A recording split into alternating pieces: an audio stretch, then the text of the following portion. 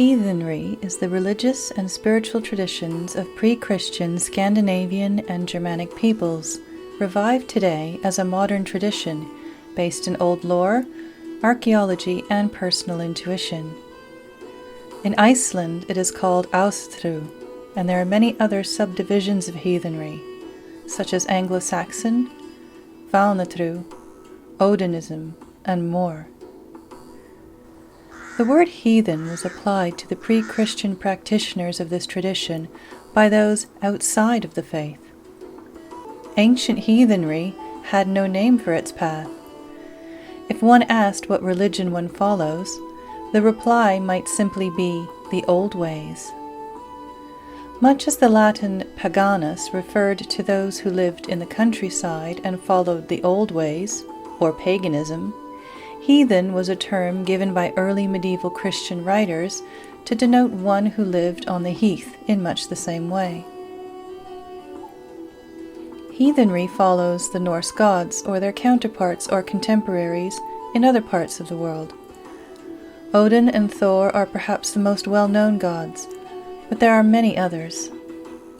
In my practice, I honor the Lady of Sovereignty and Right Order, Freya or Frigga as she is known in Norse myth. Growing up in Canada, I honored the gods and goddesses that had similar interests to mine, such as Skadi, Lady of the Snowshoes, and Ullr, god of skiing. These gods and goddesses are much more than their best-known attributes, and to establish a relationship with them opens up the horizons of their character and their power, which can inspire us in our life and in our work.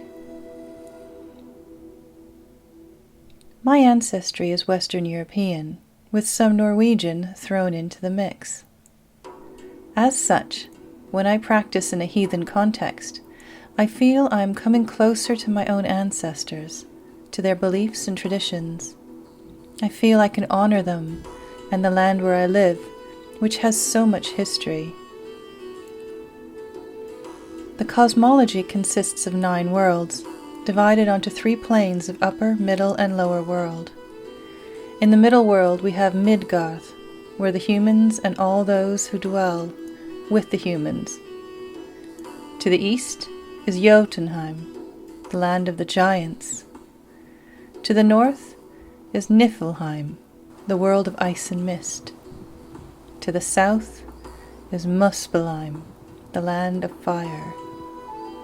To the west is Vanaheim, the land of the Vanir deities, such as Freya and Freyr. In the upper world, there is Asgard, home of the Asir and Asinir deities, such as Odin and Frigga, Thor and Heimdall. In the upper world, there is also the home of the light elves, Alfheim. In the lower world, there is Svartalfheim, home of the dark elves or dwarves. And then there is Helheim, or Hell, the world where all those who are not killed in battle go to feast with their kin in the halls of the goddess Hel. The basic ritual in heathenry is called the blot. The word blot comes from the word bless, as defined by Old Norse linguist Professor Jackson Crawford.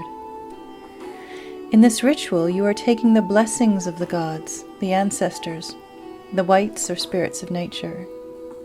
You're also sharing a gift and creating a bond or relationship with these figures. Sambal is another ritual done to establish greater bonds within the community.